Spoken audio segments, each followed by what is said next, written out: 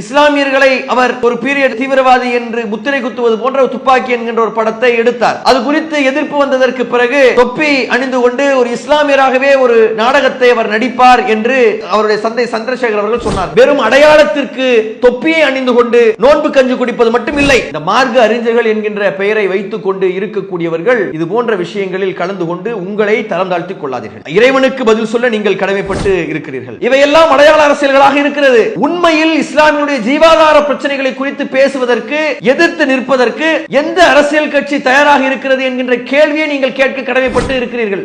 இப்ப நாம் யாருக்கும் ஆதரவு யாருக்கும் எதிர்ப்பு என்பதை தாண்டி இஸ்லாமியர்களுக்கான நன்மை என்கின்ற கோணத்தில் மட்டும் சிந்திப்பதற்கு இஸ்லாமியர்கள், இஸ்லாமிய இயக்கங்கள், இஸ்லாமிய சமுதாய தலைவர்கள் சிந்திப்பதற்கு நீங்கள் கடமைப்பட்டு இருக்கிறீர்கள். ஒரு காலத்தில் இஸ்லாமியர்கள் திமுகவினுடைய ஆட்சியில் கொத்து கொத்தாக கைது செய்யப்பட்டார்கள், சிறையில் அடைக்கப்பட்டார்கள், சட்டமன்றத்தில் கடுமையாக விமர்சிக்கப்பட்டார்கள். அதற்கு பிறகு திமுக தன்னுடைய நிலைப்பாட்டை மாற்றிக்கொண்டது. அதிமுக விமர்சித்திருக்கிறது, அதற்கு பிறகு அதனுடைய நிலைப்பாட்டை மாற்றிக்கொண்டது. திமுகவினுடைய ஆரம்ப காலத்தில் மிகப்பெரிய பதவிகளில் இஸ்லாமியர்கள் இருந்தார்கள். இன்றைக்கு திமுகவில் இஸ்லாமியருடைய நிலை என்ன? நியாயமான கேள்வியை கேட்பதற்கு ஒவ்வொருவரும் கடமைப்பட்டு இருக்கிறோம். ரசிக மனநிலையில் இருந்து கொண்டு நாட்டிற்கு நல்லது செய்ய முடியாது, நாட்டிற்கு நல்லது செய்வது வாய்ப்பில்லை, அவ்வாறு ஒரு ஓட்டடிப்பதை மிகப்பெரிய மோசமான ஒரு முடிவாக தமிழ் மக்களுக்கு அமைந்துவிடும். இஸ்லாமியர்களுக்கு நன்மை செய்வது என்பது அஸ்ஸலாமு அலைக்கும் ரஹ்மத்துல்லாஹி பரக்காத்துஹு. கண்ணியத்திற்குரிய சகோதரர்களே, சகோதரிகளே, செய்தியும் சிந்தனையும் என்கின்ற நிகழ்ச்சியின் வாயிலாக தினந்தோறும் பத்திரிகைகளில், செய்தி சேனல்களில், சமூக வலைதளங்களில் வரக்கூடிய செய்திகளையும் அது குறித்த நமது பார்வைகளையும் பார்த்து வருகிறோம். அந்த அடிப்படையில் குறிப்பாக இன்றைய தினம் தமிழக வெற்றிக் கழகத்தினுடைய தலைவராக இருக்கக்கூடிய நடிகர் விஜய் அவர்கள் சென்னை ராயப்பேட்டையில் சுமார் 3000 நபர்களோடு கலந்து கொண்ட ஒரு இஃப்தார் நிகழ்ச்சி என்பது பேசுபொருளாக மாறி இருக்கிறது. 3000 பேர் கலந்து கொண்ட அந்த இஃப்தார் நிகழ்ச்சியில் அதிகப்படியானவர்கள் கலந்து கொண்டதனால் தள்ளுமுள்ளு நடந்தது என்றும், அந்த இஃப்தார் நோன்பு திறக்கக்கூடிய நிகழ்ச்சியில் இஸ்லாமியர்களாக இருக்கக்கூடியவர்கள் கலந்து கொள்ள முடியவில்லை என்கின்ற ஒரு குற்றச்சாட்டை சிலர் வைத்ததும், சில இந்து சகோதரர்களாக இருக்கக்கூடியவர்கள் கூட அந்த இஃப்தார் நிகழ்ச்சியில் கலந்து கொள்வதற்காக செல்லக்கூடிய நேரத்தில் முட்டல் மோதல் நடந்து பெரிய சலசலப்பானதாகவும், 3000 பேர் கலந்து கொள்ள வேண்டிய அந்த இடத்தில் 5000த்திற்கும் அதிகமானவர்கள் கலந்து கொண்டதாகவும், அந்த இஃப்தார் நிகழ்ச்சி முடிந்ததற்கு பிறகு விஜய் அவர்கள் அந்த வண்டியில் பயணம் செய்யக்கூடிய நேரத்தில் பெரிய அளவிற்கு மக்கள் சாலைகளில் கூடி நின்று கைகளை அசைத்ததும், சில சிம்பல்களை கைகளில் காட்டியதும் பெரிய அளவுக்கு பேசுபொருளாக மாறி இருக்கிறது. இதுல நடந்த தள்ளுமுள்ளுகள், இதில் நடந்த அந்த கலைவரங்கள், இதில் நடந்து கொண்ட கூட்டம், அந்த நிகழ்ச்சி நடந்த முறை, அதற்கு இருந்த வரவேற்பு, அந்த விஷயத்தை விஜய் அவர்கள் பயன்படுத்தி கொண்ட விதம், இதன் மூலமாக அரசியல் மைலேஜுக்காக யார் யாரெல்லாம் என்னென்ன காய்களை நகர்த்துகிறார்கள் என்பதையெல்லாம் தாண்டி இது குறித்து ஒரு இஸ்லாமியனாக, ஒரு இஸ்லாமிய இயக்கமாக நம்முடைய பார்வைகளை இதில் பதிந்து கொள்ள விரும்புகின்றோம். பொதுவாக நோன்பு திறப்பு என்கின்ற ஒரு நிகழ்ச்சி என்பது இப்படி ஒரு விழாவாக நடத்தப்படக்கூடிய ஒன்று இல்லை.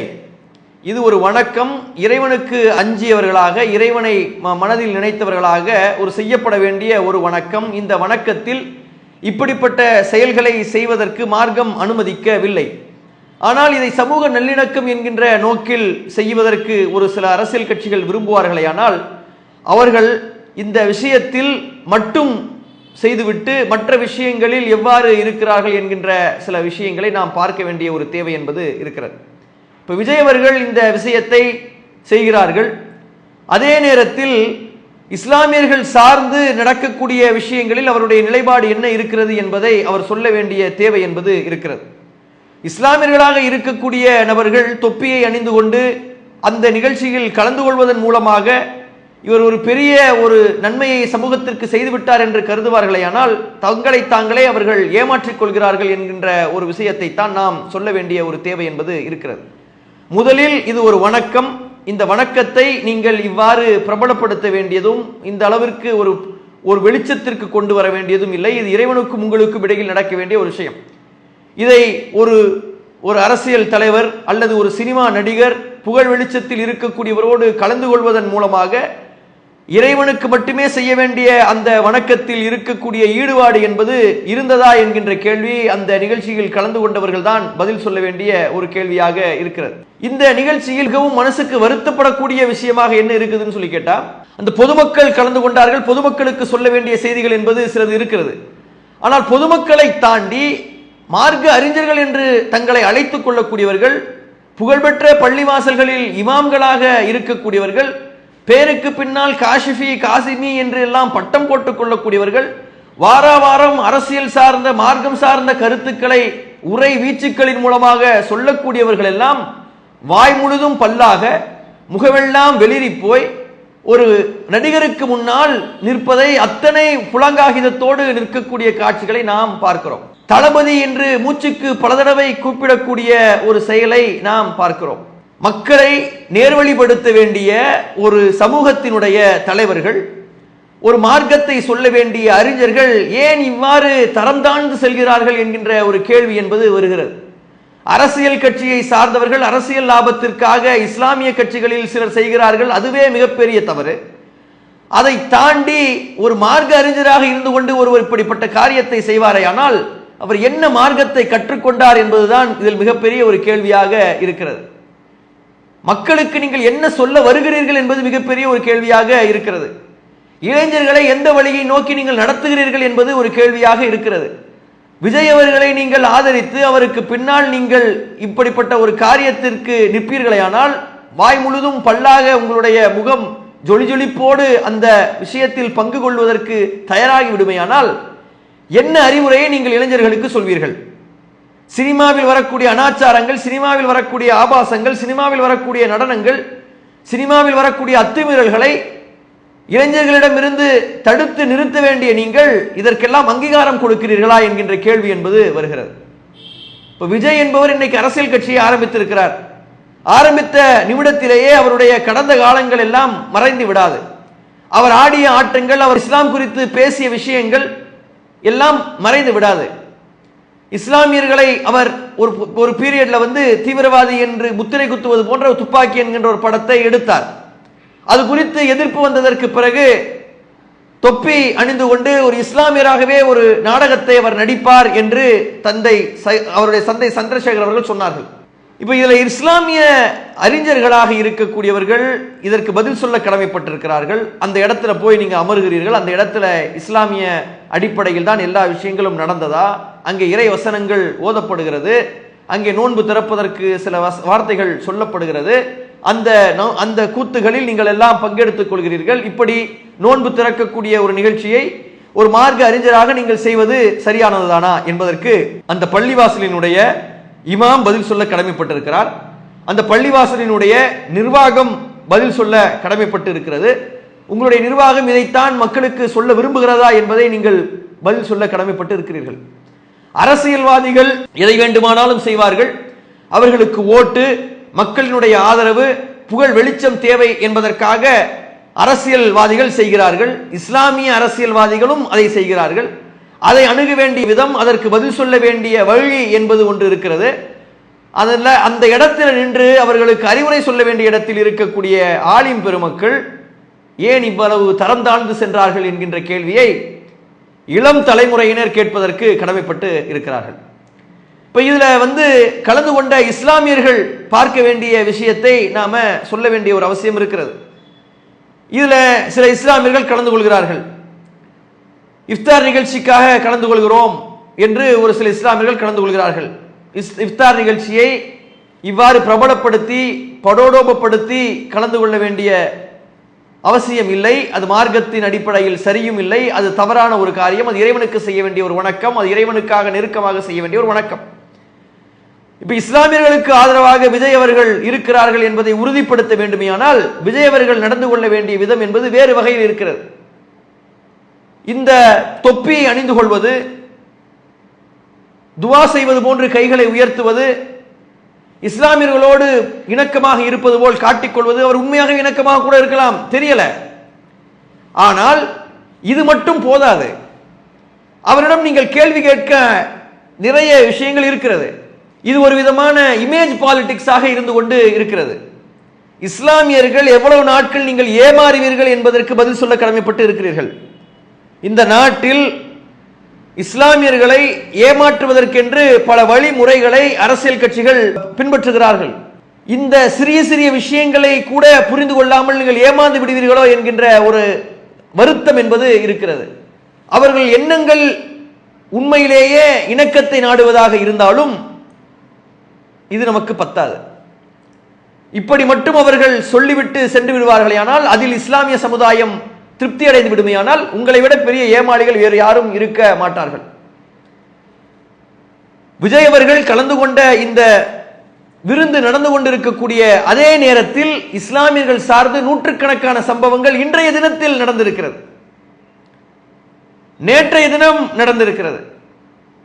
இன்றைய தினத்தில் ஒரு பட்ஜெட் வெளியிடப்படுகிறது கர்நாடக அசெம்பிளியில. அந்த பட்ஜெட்டை குறித்து பிஜேபி என்ன விமர்சனம் வைக்கிறாங்கன்னு சொல்லி கேட்டா, ஹலால் பட்ஜெட் என்கின்ற ஒரு விமர்சனத்தை வைக்கிறார்கள். முஸ்லீம் லீகினுடைய பட்ஜெட் என்கின்ற ஒரு விமர்சனத்தை வைக்கிறார்கள். என்ன சித்தராமையா இஸ்லாமியர்களுக்கு அவ்வளவு அள்ளி கொடுத்து விட்டார், ஹஜ்ஜுக்காக ஹஜ்ஜு செல்லக்கூடியவர்களுக்கு என்று ஒரு இடத்தை அமைப்பதாக சொல்லியிருக்கிறார். அத்தனை லட்சம் கோடிகளுக்கு போடப்படக்கூடிய பட்ஜெட்டில் சில 100 கோடிகளில் செய்யப்படக்கூடிய இந்த வேலை என்பது சங்க பரிவாரங்களுடைய கண்களை உறுத்துகிறது. இது குறித்து உங்களுடைய பார்வை என்ன, இது குறித்து உங்களுடைய பேச்சு என்ன என்பதை இஸ்லாமியர்கள் அறிந்து கொள்ள விரும்புகிறார்கள். அதை விஜய் அவர்கள் பேசினார்களா என்கின்ற கேள்வி என்பது இருக்கிறது. நேற்றைய தினம் உத்தரப்பிரதேசத்தில் 2 இளைஞர்கள் அடிக்கப்பட்டு உதைக்கப்பட்டு, மாடு என்னுடைய தாய், மாடு என்னுடைய தந்தை என்று கத்திக்கொண்டே செல்வதற்கு அங்கே இருக்கக்கூடிய அரசாங்கமே அந்த காரியங்களை செய்கிறது, போலீஸே அந்த காரியங்களை செய்கிறது. அது மீடியாக்களில் பெரிய அளவுக்கு பரவுகிறது. இது குறித்து விஜய் அவர்களுடைய பார்வை என்ன என்பதை இஸ்லாமியர்கள் அறிந்து கொள்ள வேண்டும். சில நாட்களுக்கு முன்னால் மகாராஷ்டிராவில் லவ் ஜிஹாதுக்கு எதிரான சட்டம் ஒன்றை கொண்டு வருவதாக சொல்கிறார்கள். அது குறித்து இவருடைய பார்வை என்ன என்பதை சொல்ல வேண்டும். சில நாட்களுக்கு முன்னால் உத்தராகண்டில் பொது சிவில் சட்டம் ஒன்றை கொண்டு வந்து விட்டார்கள். அது குறித்து இவருடைய பார்வை என்ன என்பதை சொல்ல வேண்டும். தமிழகத்தில் இஸ்லாமியர்கள் வெறும் 3.5% இடஒதுக்கீட்டை வைத்துக் கொண்டு, தங்களுடைய சதவீதத்திற்கு குறைவான இடஒதுக்கீட்டை வைத்துக் கொண்டு பல துறைகளில் இடஒதுக்கீட்டை பெற முடியாமல் தவித்துக் கொண்டிருக்கிறார்கள். பல துறைகளில் இஸ்லாமியர்களுடைய சதவீதத்திற்கு கீழே தான் இடஒதுக்கீடு வழங்கப்படுகிறது. இதை குறித்து வெள்ளை அறிக்கை வெளியிட வேண்டும் என்று தமிழக அரசாங்கத்தை சொல்லிக் கொண்டிருக்கிறோம். 7% இடஒதுக்கீடாக உயர்த்தி தர வேண்டும் என்கின்ற கோரிக்கை நெடுநாளாக இஸ்லாமியர்களுக்கு இருந்து கொண்டிருக்கிறது. இது குறித்து விஜய் அவருடைய பார்வை என்ன என்பதை சொல்ல கடமைப்பட்டிருக்கிறார்கள். இவைதான் ஜீவாதார பிரச்சனை, இவைதான் உங்களுடைய குடும்பத்தை, உங்களுடைய பிள்ளைகளை, உங்களுடைய சமூகத்தை உயர்த்தக்கூடிய பிரச்சனைகள். இந்த விஷயத்தில் விஜய் அவருடைய பார்வை என்ன என்பதை கேட்பதற்கு அந்த கட்சியில் இருக்கக்கூடிய இஸ்லாமியர்கள் அல்லது இன்றைய விருந்தில் கலந்து கொண்ட இஸ்லாமியர்கள் அல்லது இந்த விருந்தை பார்த்து புலங்காகிதம் அடையக்கூடிய இஸ்லாமியர்கள் பதில் சொல்ல கடமைப்பட்டு இருக்கிறீர்கள். இதில் அதிகமானவர்கள் கலந்து கொண்ட மாதிரி தெரியல. குறைவானவர்கள் கலந்து கொண்டிருந்தாலும் கூட அந்த குறைவானவர்கள் கூட இதற்கு பதில் சொல்ல கடமைப்பட்டிருக்கிறார்கள். எத்தனை காலத்திற்கு நீங்கள் இவ்வாறு ஏமாறுவீர்கள்? இங்கே தமிழகத்தில் இருக்கக்கூடிய அரசியல் கட்சிகளுக்கு இஸ்லாமியர்களுடைய பங்களிப்பு என்பது ஆரம்ப காலங்களில் இருந்திருக்கிறது. அடையாள அரசியல்களை செய்து பலமுறை நாம் ஏமாற்றப்பட்டிருக்கிறோம். நெஞ்சில் இடம் கொடுத்து நாம் ஏமாற்றப்பட்டிருக்கிறோம். காயிதே மில்லத்தவர்களுக்கு மணிமண்டபம் கட்டி நாம் ஏமாற்றப்பட்டிருக்கிறோம். அவரின் மீது ஒரு பூப்பந்தத்தை கொண்டு போய் போட்டு நாம் ஏமாற்றப்பட்டிருக்கிறோம். ஒரு தெருவுக்கு காயிதே மில்லத்தினுடைய பெயரை வைத்து நாம் ஏமாற்றப்பட்டு இருக்கிறோம். இவையெல்லாம் அடையாள அரசியல்களாக இருக்கிறது. உண்மையில் இஸ்லாமியுடைய ஜீவாதார பிரச்சனைகளை குறித்து பேசுவதற்கு, எதிர்த்து நிற்பதற்கு எந்த அரசியல் கட்சி தயாராக இருக்கிறது என்கின்ற கேள்வியை நீங்கள் கேட்க கடமைப்பட்டு இருக்கிறீர்கள். விஜய் அவர்கள் அதை செய்தார்களா, பேசுவாரா என்கின்ற கேள்வி என்பது தேவை. பாசிசமா பாயாசமா என்று பேசக்கூடிய நிலையில் தான் அவருடைய அரசியல் என்பது இருந்து கொண்டிருக்கிறது. பாசிசத்தை அவ்வளவு எளிமையாக அவர் பேசக்கூடிய ஒரு நிலை என்பது இருக்கிறது. பாஜகவை அவர் எந்த அளவிற்கு எதிர்க்கிறார் என்பதை தெரிந்து கொள்ள நீங்கள் கடமைப்பட்டு இருக்கிறீர்கள். பாஜகவோடு நளினமான போக்கை கடைபிடித்துக் கொண்டு இஸ்லாமியர்களுக்கு ஆதரவானவராக எத்தனை காலம் விஜயால் இருந்து விட முடியும் என்பதை நீங்கள் எண்ணி பார்க்க கடமைப்பட்டு இருக்கிறீர்கள். ஒரு காலத்தில் நீங்கள் கொத்து கொத்தாக திமுகவுக்கு வாக்களித்தீர்கள். என்றைக்கு நீங்கள் திமுகவுக்கு வாக்களித்தீர்களோ திமுக அன்றைக்கு உங்களுக்கு என்ன செய்தது என்கின்ற கேள்வி என்பது இருக்கிறது. இன்றைய நிலையை வைத்து நாம் பேசல, அன்றைய சூழலை வைத்து பேசுகிறோம். கோவை குண்டு வெடிப்பு வெடிக்கப்பட்ட நேரத்தில் இஸ்லாமியர்கள் வேட்டையாடப்பட்டார்கள். அன்றைய திமுகவினுடைய நிலை என்ன என்பதை நீங்கள் கேள்விக்கு இப்ப நாம் யாருக்கும் ஆதரவு யாருக்கும் எதிர்ப்பு என்பதை தாண்டி நடுநிலையாக நின்று இஸ்லாமியர்களுக்கான நன்மை என்கின்ற கோணத்தில் மட்டும் சிந்திப்பதற்கு இஸ்லாமியர்கள், இஸ்லாமிய இயக்கங்கள், இஸ்லாமிய ஆலிம்கள், இஸ்லாமிய சமுதாய தலைவர்கள் சிந்திப்பதற்கு நீங்கள் கடமைப்பட்டு இருக்கிறீர்கள். ஒரு காலத்தில் இஸ்லாமியர்கள் திமுகவினுடைய ஆட்சியில் கொத்து கொத்தாக கைது செய்யப்பட்டார்கள், சிறையில் அடைக்கப்பட்டார்கள். சட்டமன்றத்தில் கடுமையாக விமர்சிக்கப்பட்டார்கள். அதற்கு பிறகு திமுக தன்னுடைய நிலைப்பாட்டை மாற்றிக்கொண்டது. அதிமுக இப்படி விமர்சித்து இருக்கிறது, அதற்கு பிறகு அதனுடைய நிலைப்பாட்டை மாற்றிக்கொண்டது. திமுகவினுடைய ஆரம்ப காலத்தில் மிகப்பெரிய பதவிகளில் இஸ்லாமியர்கள் இருந்தார்கள். இன்றைக்கு திமுகவில் இஸ்லாமியருடைய நிலை என்ன? நியாயமான கேள்வியை கேட்பதற்கு ஒவ்வொருவரும் கடமைப்பட்டு இருக்கிறோம். எத்தனை எம்எல்ஏக்கள் இன்னைக்கு இஸ்லாமியர்கள் கொடுக்கப்பட்டு இருக்கிறார்கள்? எத்தனை மினிஸ்டர்களாக திமுகவில் இஸ்லாமியர்கள் இருக்கிறார்கள்? எத்தனை மாவட்ட செயலாளர்கள் இஸ்லாமியர்களாக இருக்கிறார்கள்? எத்தனை ஒன்றிய செயலாளர்கள் இஸ்லாமியர்களாக இருக்கிறார்கள்? எத்தனை வட்ட செயலாளர்கள் இஸ்லாமியர்களாக இருக்கிறார்கள்? சிறுபான்மை நல பிரிவுகள் எத்தனை பேர் இஸ்லாமியர்கள் நியமிக்கப்பட்டிருக்கிறார்கள்? இன்றைய சிறுபான்மை வாரிய தலைவராக இருப்பது யார் என்கின்ற கேள்வி எல்லாம் வருகிறது. அப்ப இஸ்லாமியர்களுக்கு நன்மை செய்வது என்பது வெறும் அடையாளத்திற்கு தொப்பியை அணிந்து கொண்டு நோன்பு கஞ்சி குடிப்பது மட்டும் இல்லை. நீங்கள் அதை சமூக நல்லிணக்கத்திற்காக செய்கிறீர்கள் என்றால் அது உங்களுடைய விருப்பம், அதை நீங்கள் செய்கிறீர்கள். ஆனால் அது இஸ்லாம் காட்டிய வழிமுறை இல்லை. இதை மட்டும் இஸ்லாமியர்கள் எதிர்பார்க்கவில்லை. இதை மட்டும் நீங்கள் செய்துவிட்டு இஸ்லாமியர்களிடம் இருந்து தப்பிச் சென்று விட முடியாது என்பதை ஒவ்வொரு அரசியல் கட்சிக்கும் சொல்வதற்கு இஸ்லாமியர்கள் கடமைப்பட்டு இருக்கிறீர்கள். இன்னைக்கு விஜய்க்கு நீங்கள் இவ்வாறு அவர் வந்து நோன்பு கஞ்சி குடித்தார் என்பதற்காக ஒருவேளை 4 பேர் ஆதரவு கொடுத்தாலும் அது தவறு.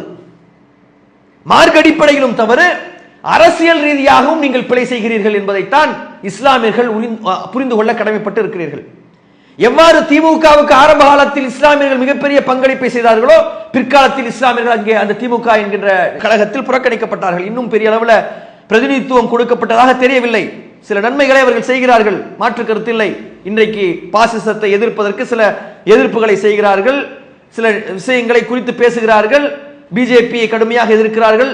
அது ஒரு வகை, அது ஒரு பக்கம் வைப்போம். அதற்காக இஸ்லாமிய சமுதாயம் பல நேரங்களில் நன்றி சொல்லி இருக்கிறது. அதை தாண்டி இஸ்லாமியர்களால் உருவான ஒரு கட்சி என்று உங்களை அழைத்துக் கொள்ளக்கூடிய திமுக உள்ளிட்ட எல்லா கட்சிகளும் என்ன செய்கிறது என்கின்ற கேள்வி வருகிறது.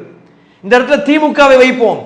தேமுதிக ஆரம்ப காலங்களில் இஸ்லாமியர்களை வைத்துக் கொண்டு வளர்ந்த கட்சியாக இருக்கிறது. இன்னைக்கு தேமுதிகவில் இஸ்லாமுடைய நிலை என்ன?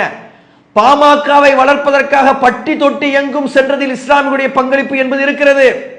ராமதாஸ் அவர்கள் உருவாக்கிய கட்சி வன்னியர்கள் மட்டும் சேர்ந்து உழைத்து உருவாக்கப்பட்ட கட்சி இல்லை. அந்த கட்சியினுடைய வளர்ச்சிக்காக ஆரம்ப காலங்களில் பழனி பாபா என்கின்ற ஒரு மனிதர் ஊர் ஊராக சுற்றினார். இன்றைக்கு அந்த கட்சியில் இஸ்லாமியருடைய நிலை என்ன? அன்று பொருளாளராக ஒரு இஸ்லாமியர் இருந்தார். இன்னைக்கு எத்தனை பேர் இஸ்லாமியர்களாக இருக்கிறார்கள்? இஸ்லாமியர்களுடைய சார்பு கொள்கையாவது இன்னைக்கு இருக்கிறதா? குறைந்தபட்சம் பாமகவில் பிஜேபியோடு கூட்டணி வைக்கக்கூடிய ஒரு நிலை. தேமுதிகவினுடைய நிலை என்ன? பிஜேபியோடு கூட்டணி வைக்கக்கூடிய ஒரு நிலை. தவேகாவினுடைய நிலை என்ன? பிஜேபியை எந்த அளவுக்கு கடுமையாக எதிர்க்கிறீர்கள் என்பதில் இருந்துதான் நீங்கள் இஸ்லாமியர்களை எந்த அளவுக்கு ஆதரிக்கிறீர்கள் என்கின்ற ஒரு நிலை இருக்கும். அதை செய்யாமல் ஒரு பூசி மொழுகுவது போன்று உங்களுடைய நடவடிக்கை இருக்குமே, ஆனால் அது இஸ்லாமியர்களால் ஏற்றுக்கொள்ளக்கூடிய ஒன்றாக இருக்காது என்பதை தவேகா கட்சியை சார்ந்தவர்களும் விஜய் அவர்களும் புரிந்து கொள்ள வேண்டும். இதுல சில பெண்கள், பிற மதத்தை சார்ந்த சகோதரிகளும் கலந்து கொள்றாங்க. அப்படி என்ன சொல்லிட்டு கலந்து கொள்றாங்கன்னா, நாங்க விஜய் அண்ணாவை பார்க்கறதுக்கு நாங்க வந்தோம், அவரை பார்ப்பதற்கு இஸ்லாமியர்களை மட்டும்தான் அலோ பண்ணுவாங்கன்னு சொல்லி சொன்னாங்க. ராஜேஸ்வரின்னு சொல்லி ஒரு சகோதரி தன்னை இஸ்லாமியராக அடையாளப்படுத்திக் கொண்டு போய் நோன்பு திறந்ததாக ஒரு சகோதரி சொல்றாங்க. ஒரு கிறிஸ்துவ சகோதரி நின்று சொல்றாங்க, எங்களுடைய தலைமுறையே விஜயுடைய ஃபேனாக இருக்கணும், அவர் தான் முதலமைச்சராக ஆயிடணும் சொல்லிட்டு அந்த சகோதரி சொல்றாங்க. அவங்க போகக்கூடிய நேரத்தில் பல பிற மதத்தை சார்ந்த சகோதரர்களும் இஸ்லாமியர்களும் பெரிய அளவில் நின்று ஆதரிக்கக்கூடிய காட்சிகளை பார்க்கிறோம். இஸ்லாமியர்கள் மட்டுமில்லை, ஒட்டுமொத்த தமிழகத்திற்கும் சொல்ல வேண்டிய செய்தி என்னவென்றால், நீங்கள் சினிமாவை பார்த்து ஏமாந்து போகாதீர்கள். அவர்களுடைய அரசியல் கொள்கைகளை நீங்கள் பாருங்கள். யார் வேண்டுமானாலும் அரசியல் கட்சி ஆரம்பிக்கலாம், அவர் சினிமாக்காரராக இருந்தாலும் ஆரம்பிக்கலாம், அது தவறில்லை. ஆனால் அவர்கள் அரசியல் கட்சியை ஆரம்பித்து விட்டு அவர்கள் என்ன செய்கிறார்கள், என்ன பேசுகிறார்கள் என்பதை நீங்கள் கவனிக்க தவறக்கூடாது. வெறுமனே அறிக்கை அரசியல் மட்டும் செய்து கொண்டிருக்கிறார்களா என்பதை பார்க்க கூடாது. விஜய் அவர்கள் அறிக்கை கூட குறைவாக தான் விட்டுக் கொண்டிருக்கிறார். நூற்றுக்கணக்கான அரசியல் சம்பவங்கள் நடக்கிறது, அதற்கு கூட குறைவாகத்தான் அறிக்கை விடுகிறார். பெரிய அளவுக்கு வெள்ள பாதிப்பு நடக்கக்கூடிய நேரத்தில் வெள்ளம் பாதித்த இடத்திற்கு போகாமல் பாதித்தவர்களை வீட்டுக்கு கூப்பிட்டு கொடுக்கக்கூடிய ஒரு நிலை என்பது இருக்கிறது. அவரை இன்னும் எப்படி பார்த்து கொண்டிருக்கிறார்கள் என்ன, ஒரு சூப்பர் ஸ்டாரை பார்ப்பது போன்று பார்த்து ஒரே கத்துன்னு கத்திக்கிட்டு கூச்சலிட்டு கொண்டு இருக்கக்கூடிய ஒரு ரசிக மனநிலை தான் இன்னைக்கு இருந்து கொண்டிருக்கிறது. ரசிக மனநிலையில் இருந்து கொண்டு நாட்டிற்கு நல்லது செய்ய முடியாது, நாட்டிற்கு நல்லது செய்வது வாய்ப்பில்லை. அவ்வாறு ஒரு ஓட்டடிப்பதை மிகப்பெரிய மோசமான ஒரு முடிவாக தமிழ் மக்களுக்கு அமைந்துவிடும் என்பதை நீங்கள் புரிந்து கொள்ள வேண்டும். தமிழ் மக்கள் ஆரம்ப காலங்களில் எவ்வாறு ஏமாந்தார்களோ அவ்வாறு இப்போதும் ஏமாறுவார்கள் என்கின்ற நம்பிக்கை நமக்கு இல்லை.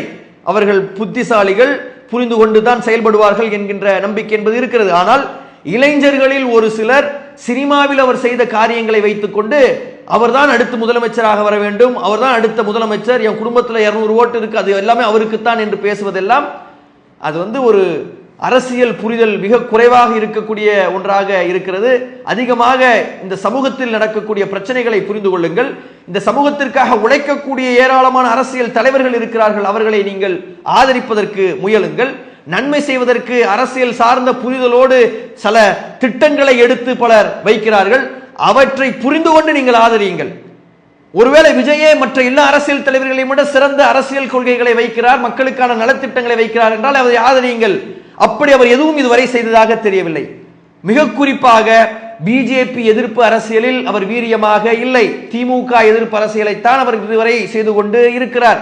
பேச்சுக்கு சொல்கிறார் பாஜக எதிர்ப்பு என்று, ஆனால் அது நடைமுறையில் வீரியமாக இல்லை என்பதை ஒவ்வொருவரும் நீங்கள் புரிந்து கொள்ள வேண்டும். பாஜக எதிர்ப்பு என்பது இந்த நாட்டிற்கு நல்லது, இந்தியாவிற்கு நல்லது, இந்தியர்களுக்கு நல்லது, இந்த நாட்டினுடைய குறிப்பாக தமிழகத்திற்கு நல்லது என்பதை ஒவ்வொருவரும் புரிந்து கொள்ள வேண்டும். இது இஸ்லாமியர்களுடைய பிரச்சனை இல்லை, இது ஒட்டுமொத்த இந்தியாவினுடைய பிரச்சனை என்பதை புரிந்து கொண்டு நியாயமான நேர்மையான அரசியல்வாதிகளை ஆதரியுங்கள். ரசிக மனநிலையோடு சுத்தி கொண்டு இருக்காதீர்கள். சினிமாவில் நடித்து விட்டதாலேயே அவர் மிகப்பெரிய ஒரு சேவியராகவோ மாறிவிட முடியாது என்பதை நீங்கள் புரிந்து கொண்டு புத்திசாலித்தனத்தோடு தமிழக மக்களும் இஸ்லாமியர்களும் இஸ்லாமிய தலைவர்களும் நடந்து கொள்ள வேண்டும் என்று நாம் கோரிக்கையாக வைக்கிறோம். குறிப்பாக மிக குறிப்பாக இந்த மார்க்க அறிஞர்கள் என்கின்ற பெயரை வைத்துக் கொண்டு இருக்கக்கூடியவர்கள் இது போன்ற விஷயங்களில் கலந்து கொண்டு உங்களை தரம் தாழ்த்திக் கொள்ளாதீர்கள். இறைவனுக்கு பதில் சொல்ல நீங்கள் கடமைப்பட்டு இருக்கிறீர்கள். இறைவனுக்காக செய்யக்கூடிய வணக்கத்தில் விளையாடாதீர்கள். அந்த குறிப்பிட்ட அந்த பள்ளியினுடைய இமாம் அங்க போய் நின்று கொண்டு அவர் சிரிக்கக்கூடிய சிரிப்பை பார்த்து என்ன இவர் இவர் இவர் என்னத்த மார்க்கத்தை கற்றுக்கொண்டார் என்கின்ற ஒரு நிலை இருக்குது. ஒரு சினிமா ஸ்டாரை பார்த்து வாயை பிளந்து கொண்டு நிற்கக்கூடிய ஒரு 10ஆம் வகுப்பு படிக்கக்கூடிய பிள்ளைக்கும் உங்களுக்கும் என்ன வித்தியாசம்? அந்த பிள்ளை ஒன்றும் தெரியாமல் செய்கிறது, நீங்கள் எல்லாவற்றையும் படித்துவிட்டு செய்கிறீர்கள். என்னால் நீங்க என்ன மனநிலையில் இருக்கிறீர்கள் என்கின்ற ஒரு மோசமான ஒரு வெட்கக்கேடான ஒரு சூழலை நீங்கள் இஸ்லாமியர்களுக்கு ஏற்படுத்துகிறீர்கள், இஸ்லாமிய மார்க்க அறிஞர்களுக்கு ஏற்படுத்துகிறீர்கள். இதிலிருந்து நீங்கள் தவிர்த்துக் கொள்ளுங்கள் என்கின்ற கோரிக்கையையும் அவர்களுக்கு வைத்துவிட்டு இதை முடித்துக் கொள்கிறோம். வாஹிர் துவானா அல்ஹம்துலில்லாஹ். அஸ்ஸலாமு அலைக்கும் ரஹ்மத்துல்லாஹ்.